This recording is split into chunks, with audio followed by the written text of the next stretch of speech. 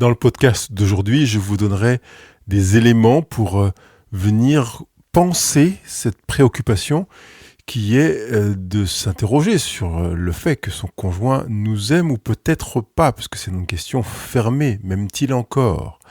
Alors, je partagerai le témoignage de 2 personnes que j'ai sélectionnées parmi celles qui ont répondu au questionnaire que j'ai envoyé par email.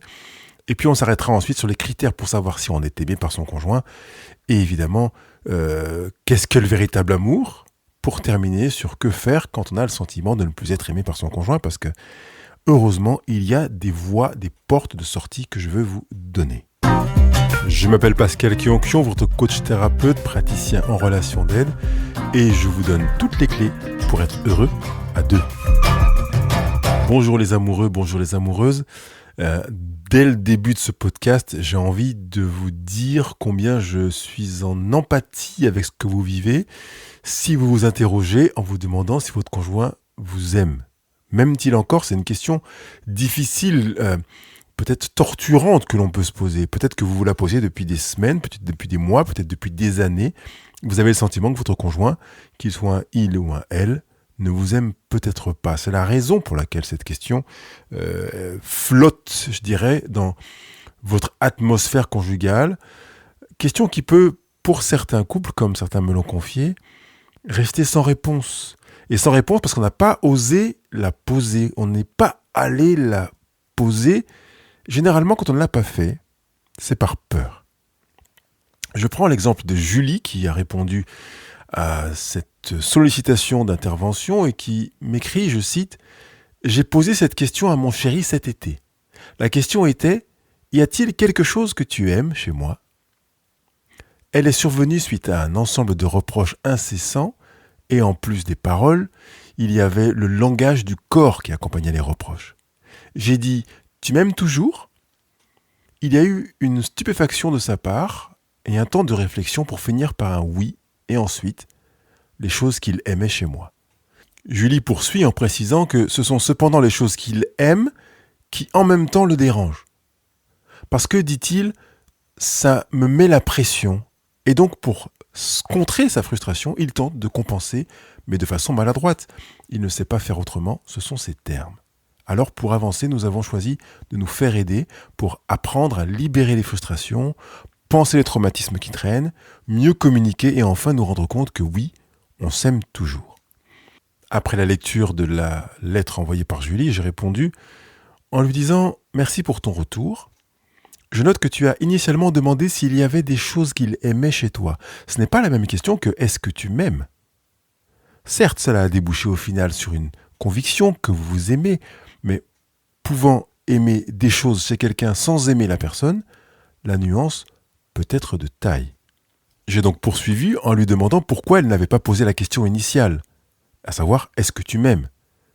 Et je lui ai demandé également comment elle voyait le temps de réflexion nécessaire de son conjoint avant la réponse à la question. Et sa réponse est venue quelques jours après, et je vous lis la réponse de Julie qui dit « Je pense que j'ai été lâche, avec le recul et la vision. J'ai déduit de son attitude qu'il ne m'aimait pas, parce que ni ses mots ni ses gestes n'étaient empreints d'amour selon moi. Du coup, pour lui faire avouer, j'ai demandé s'il avait des choses qu'il aimait toujours. L'amalgame est très facile et je suis tombé dedans. La réponse oblige des perspectives nouvelles sur la relation et l'acceptation de l'autre, poursuit-elle. J'étais dans une démarche de résiliation et j'ai été surprise de la réponse. Parce qu'à cette question, il répond « Oui, je t'aime, mais j'aimerais que tu sois différente sur certains points. » Je ne soulèverai pas ce dernier aspect d'un amour conditionné à une évolution, à un changement. Pour rester sur « M'aime-t-il encore ?» Bravo Julie pour l'honnêteté, la prise de conscience du fait que tu avais botté en touche et été lâche carrément pour reprendre ton terme. Parce que justement quand on veut se poser la question et la poser à son conjoint, on a besoin de ne pas faire preuve de lâcheté pour être face à une réalité. Qu'est-ce qui fait que l'on a peur de cette éventuelle réalité de réponse ? C'est qu'on en a la conviction d'une réponse qui risque de décevoir. Je voudrais juste souligner que ce n'est pas parce qu'on a peur de la réponse, c'est parce qu'on présuppose qu'elle sera négative, qu'elle le sera. même si vous vous appelez Madame Irma, je vous demande d'aller demander à votre conjoint, est-ce que tu m'aimes ? Si vous en ressentez le besoin, bien évidemment. Et plus encore, si vous avez le sentiment que la réponse risque d'être négative.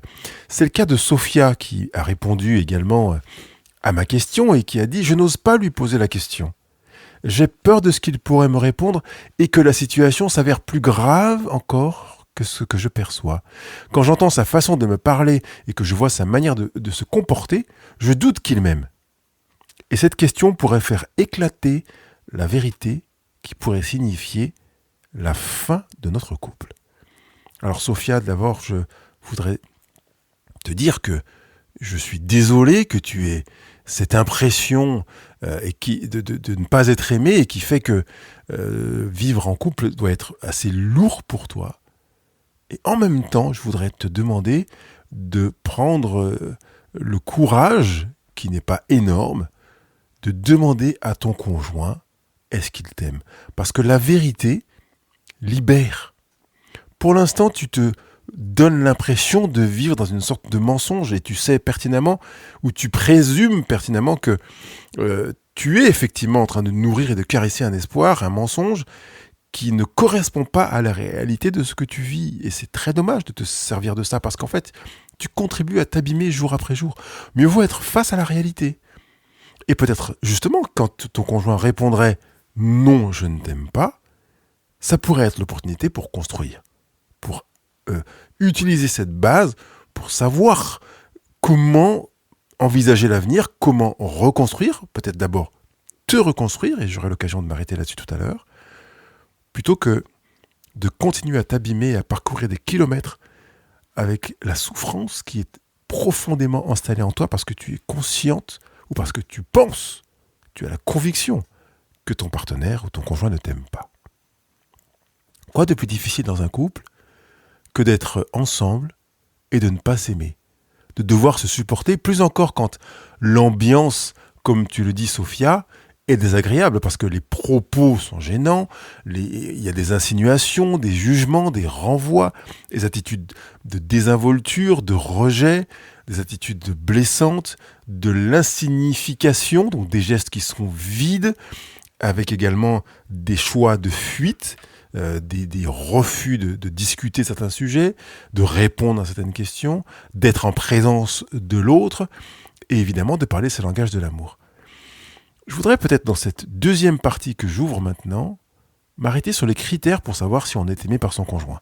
Attention, je ne suis pas le marabout un tel qui veut vous donner des éléments pour que vous sachiez si votre conjoint vous aime. J'ai déjà entendu quelqu'un pour envisager le retour de l'être aimé. Permettez-moi cet accent, parce que c'est dans cet accent-là que je l'avais entendu. Quelqu'un qui vous garantissait qu'il pourrait garantir le retour de l'être aimé. Vous avez entendu le pléonasme que j'ai employé pour comme si c'était possible de garantir le retour de l'être aimé. L'idée n'est pas du tout là. Et dans la troisième partie que j'aborderai, elle sera également complètement absente.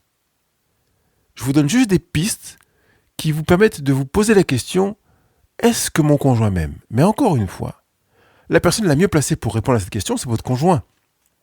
Donc ne partez pas du principe que parce que Pascal a dit que si il y a ceci et il y a cela, mon conjoint ne m'aime pas. Mais peut-être pour vous dire, j'ai vraiment besoin, il est vraiment nécessaire que j'aille vers mon conjoint pour lui demander s'il m'aime. C'est dans cet axe-là que je voudrais que vous vous placiez. Si vous voyez poindre un de ces éléments-là ou plusieurs d'entre eux, dites-vous qu'il est sans doute nécessaire de faire cette démarche pour savoir si votre conjoint vous aime. Alors encore une fois, je voudrais préciser une chose. Je dis encore une fois parce que, même si je ne l'ai pas évoqué dans le podcast d'aujourd'hui, je l'ai évoqué sur les podcasts Heureux au présent. L'amour n'est pas une émotion. Donc quand votre conjoint vous dit qu'il ne vous aime pas, sans doute qu'il ne vous aime pas sur le plan émotionnel, ça veut dire qu'il n'a plus le sentiment amoureux. Il ne sent plus la chaleur, le éros, l'excitation quand il vous voit. Mais ça ne veut pas dire qu'il ne vous aime pas. Peut-être que, en répondant qu'il ne vous aime pas, il peut viser un deuxième aspect qui est qu'il ne veut plus investir ou qu'il a choisi de ne plus investir dans la construction conjugale. Il peut donc avoir des envies, des élans qui reviennent à Eros dont je parlais tout à l'heure, des excitations ponctuelles. Il est même possible dans certains couples que l'on continue à avoir des rapports sexuels. Et dans ces cas-là, on se demande si on est en train de faire l'amour ou de baiser. Et je fais allusion à une personne qui a récemment été très claire là-dessus en disant effectivement on ne s'aime pas, on baise. Et que cette volonté de vous aimer, d'investir dans le couple, peut être encore présente. C'est-à-dire que le désinvestissement est un signe manifestant une volonté de prendre de la distance pour ne pas souffrir. C'est pas pour ne pas vous aimer, mais c'est pour ne pas souffrir. Parfois, on cesse d'investir parce qu'on se sent tellement dépassé, tellement incapable, tellement impuissant que pour limiter la souffrance qui s'est installée, on a choisi de ne plus investir. Ça ne veut pas dire qu'on ne veut pas aimer. Ça veut dire qu'on ne veut plus souffrir. Et qu'on a choisi ne pas aimer comme moyen pour atteindre l'objectif qui est ne plus souffrir. Je voudrais donc que quand vous poserez la question à votre conjoint, est-ce que tu m'aimes encore ?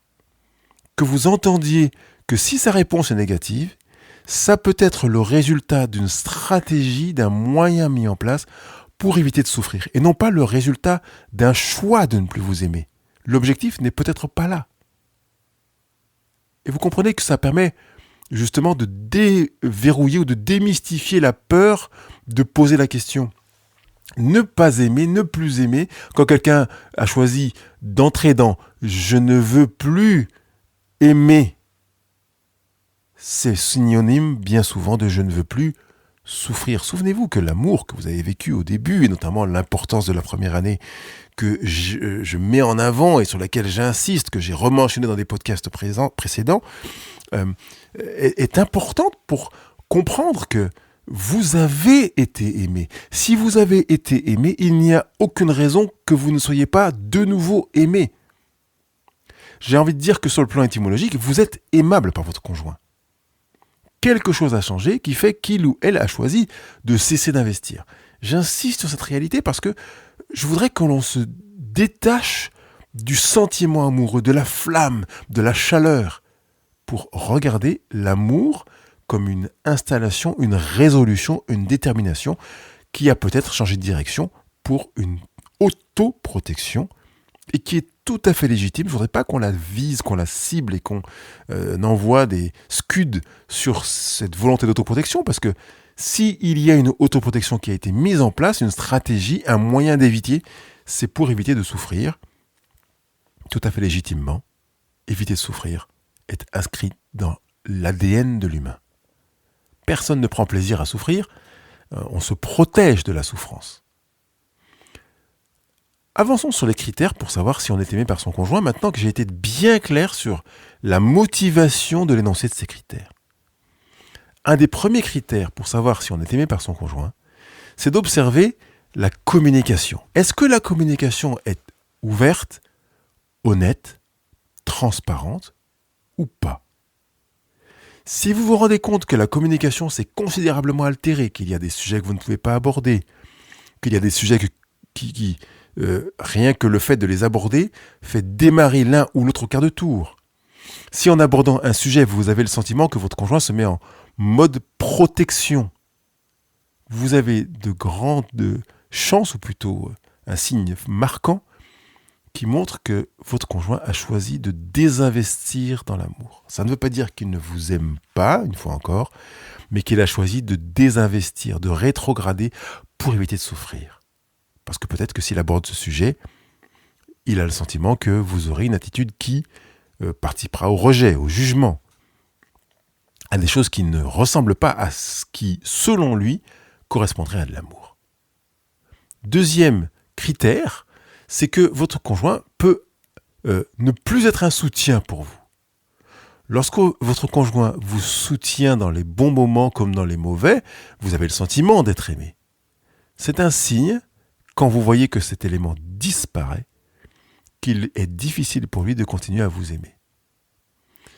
C'est pareil pour le troisième point que je mentionnerai, qui est le respect mutuel. Vous avez parfois le sentiment que votre conjoint dépasse les bornes, qu'il pousse là où il ne le faisait pas avant, c'est un critère qui montre qu'il a de la difficulté à vous aimer. Parce que quand il vous aimait, qu'il investissait ou qu'il y avait le sentiment amoureux, le respect était évident, sans aucun effort. Ça coulait de source. Attention, la définition du respect appartient à chacun, elle est singulière, ce qui signifie que ce que vous considérez vous comme étant du respect peut différer de ce que votre conjoint considère comme du respect. Ce qui est important, c'est que ce soit ce qui correspond à sa propre définition du respect, pas à votre perception du respect.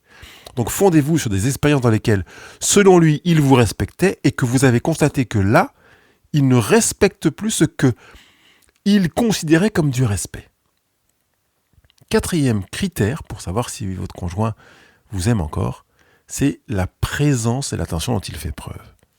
Vous avez le sentiment que votre conjoint a moins envie de votre présence, quelque part qu'il vous fuit, qu'il fait preuve de moins d'attention, il se souvient de moins de choses, il a envie de négliger des choses qui pour vous étaient importantes, c'est un signe qui montre que sans doute votre conjoint a choisi de cesser d'investir ou qu'il a un sentiment amoureux qui s'est considérablement émoussé.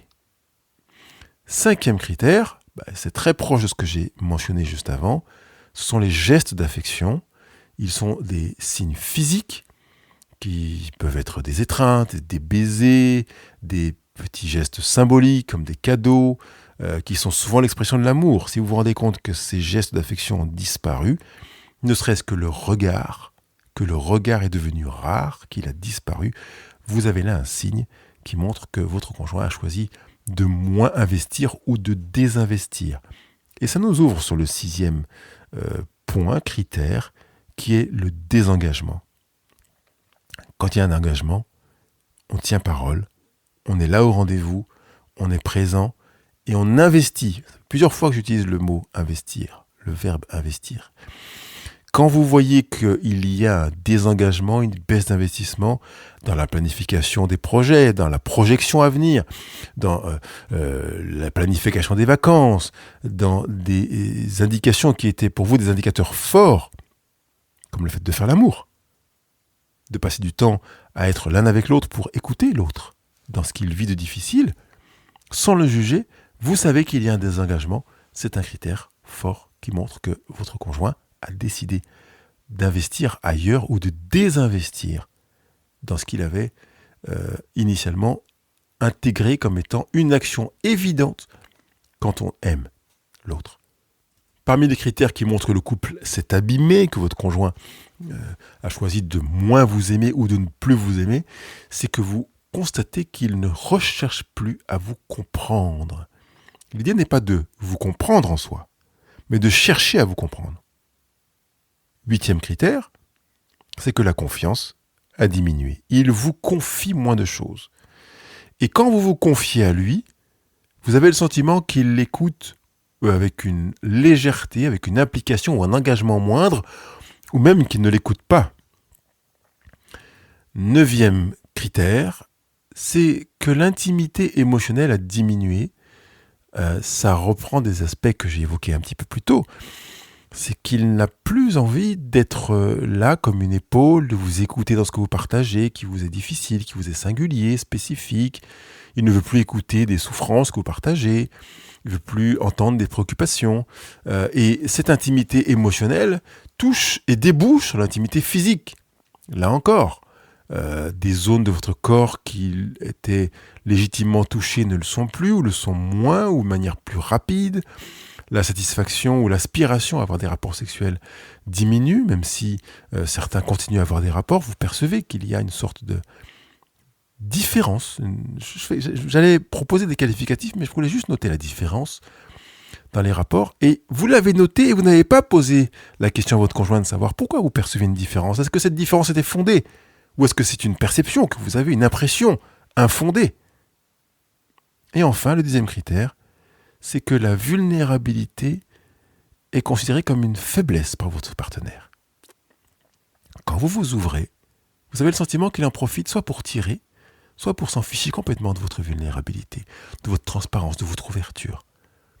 Il ne veut plus bénéficier de votre vulnérabilité et l'utiliser comme un soutien, pour manifester de la confiance, de la compréhension, de l'engagement, de l'affection, de la présence, du respect, etc.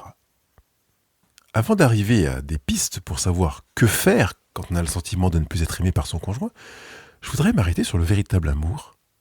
Et je me fonderai sur une citation de Marisa Donnelly, qui est autrice d'un livre qui s'intitule Somewhere on a Highway, donc quelque part sur une autoroute, qui fait partie d'une collection de poésie sur la découverte de soi, sur la croissance, l'amour, la perte et les défis du désir, et qui dit que le véritable amour ne consiste pas à attendre la personne idéale, ni à trouver quelqu'un qui réponde à tous nos critères.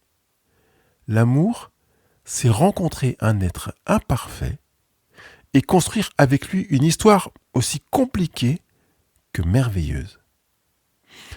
J'aurais pu me fonder sur ce que dit Lise Bourbeau sur le véritable amour, dans plusieurs de ses ouvrages d'ailleurs, parce qu'elle prend le temps de les regarder, de le décrire et de lui donner des éléments qui permettent de se situer. J'ai choisi de citer Marisa Donnelly parce qu'elle est moins connue, notamment dans le développement personnel et l'accompagnement conjugal. Et j'aime beaucoup cette citation. Vraiment, on n'attend pas la personne idéale. Vous savez que vous êtes en couple avec quelqu'un qui n'est pas la personne idéale. Ce n'est pas l'homme ou la femme idéale qui vous correspond, ce n'est pas votre âme sœur. C'est une personne que vous avez choisie et qui ne répond pas à tous vos critères. Vous avez choisi une personne qui est imparfaite. Et vous avez choisi de construire avec lui et avec elle une histoire qui sera compliquée et merveilleuse, pour reprendre les propos de Marisa Donnelly. Et quand on prend conscience de cette réalité, qui est loin du monde des bisounours, on peut intégrer qu'il est possible que on passe par le désamour. Et la bonne nouvelle, c'est que ce n'est pas parce qu'on est passé par le désamour, et que même si ce désamour est installé pendant quelques mois, quelques années peut-être, on ne peut pas retrouver l'amour. Puisque l'amour est une décision, une résolution, un choix, même si au départ, on a oublié que c'était comme ça. On a fondé notre création conjugale sur le sentiment amoureux, le feu, la flamme, sans toi, que pourrais-je faire ? Et on peut se rendre compte qu'au bout de quelques années, sans toi, je me sens beaucoup mieux. Vous comprenez que c'est assez étrange finalement de passer d'un amour fou, résolu, déterminé, impliqué, à une indifférence, voire à un rejet. Passons maintenant à la dernière étape, que faire quand on a le sentiment de ne plus être aimé par son conjoint. Parce qu'il est possible de faire quelque chose. Le sentiment de ne pas être aimé par son conjoint peut être très difficile à vivre, comme je l'ai évoqué dès le début. Et il est important d'aborder la situation de manière constructive. De manière constructive, avec un projet. Pas comme une fatalité, une impossibilité d'action, c'est faux.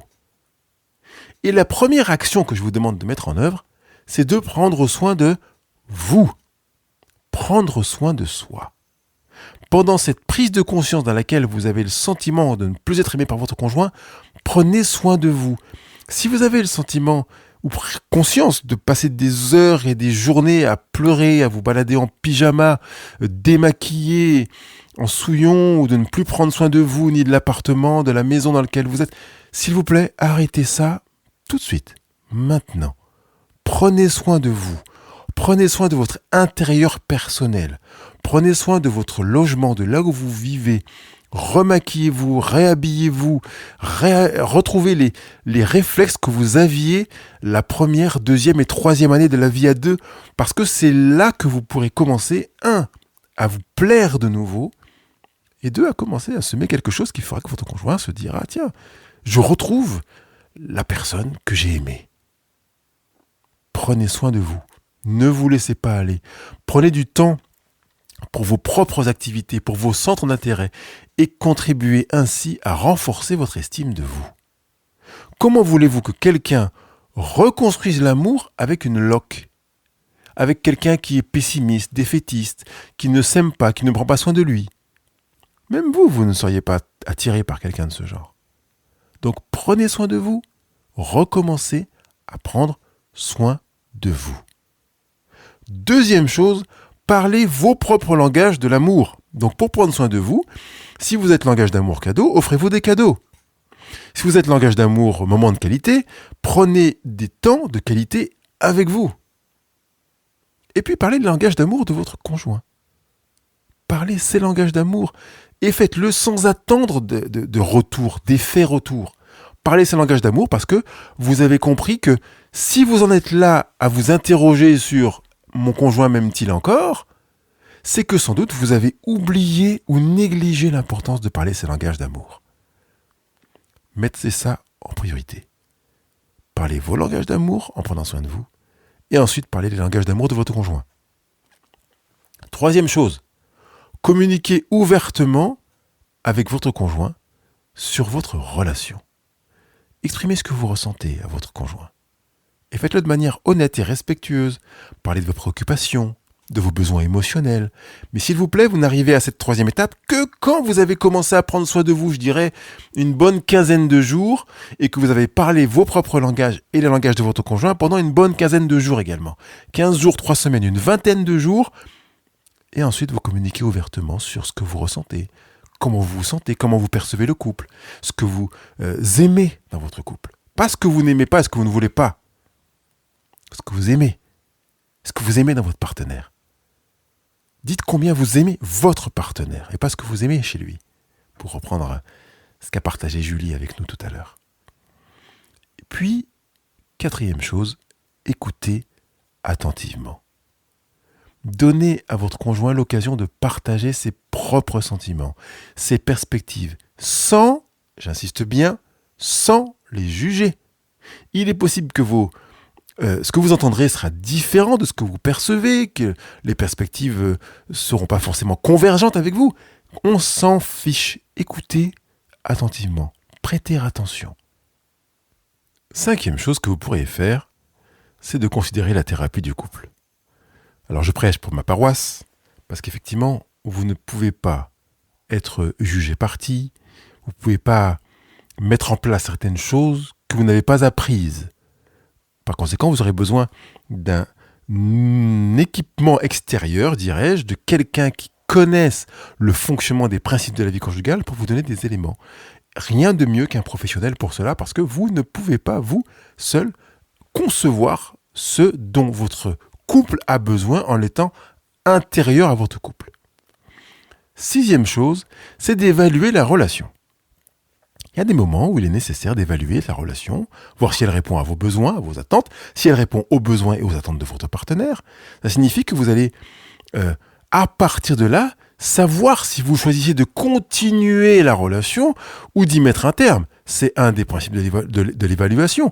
Peut-être apporter des modifications dans la relation parce que vous vous rendez compte qu'il y a une lacune dans la réponse de certaines étapes de vie, de certains besoins, certains ressentis, certaines souffrances. Sans évaluation, vous ne pouvez pas vraiment vous y inscrire. C'est ce que j'appelle le bilan conjugal. Je peux vous accompagner dans un bilan conjugal, vous donner les clés pour le faire, pour que vous puissiez évaluer votre relation et de manière constructive.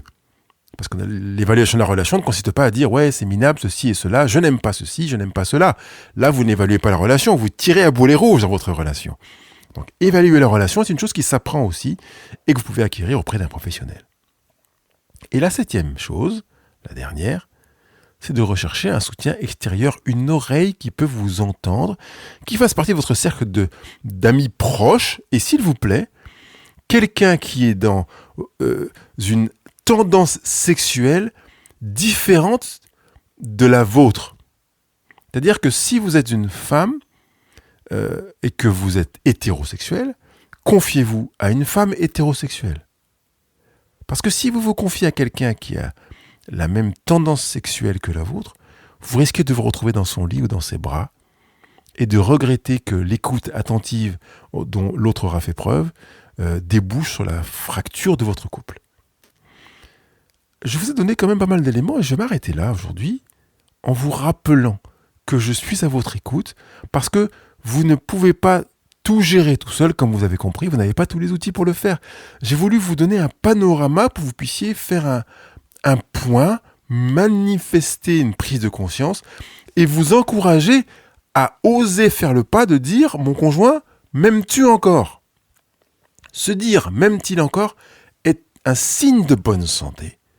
Quand on refuse de faire cette démarche, c'est justement le signe d'une mauvaise santé conjugale, d'une baisse d'intimité, d'une difficulté à entrer dans l'écoute attentive, dans la communication ouverte. Vous voulez prendre soin de vous ? Vous voulez prendre soin de votre couple ? Alors, posez-vous la question, m'aime-t-il encore ? Et posez-lui la question, m'aimes-tu encore ? Je vous rappelle que je vous écoute dans vos questions, vos remarques. Je compte sur vous pour mettre vos 5 étoiles sur Google Podcast, Apple Podcast et Spotify. Et puis, si vous avez besoin d'être accompagné, allez sur le blog couple-heureux.com. Allez directement dans l'onglet « Je vous accompagne », prenez rendez-vous en ligne et je me ferai un plaisir de vous donner des éléments pour répondre à vos questions, à votre besoin, peut-être à votre situation de crise du moment, pour que vous puissiez trouver la réponse à « M'aime-t-il encore ?»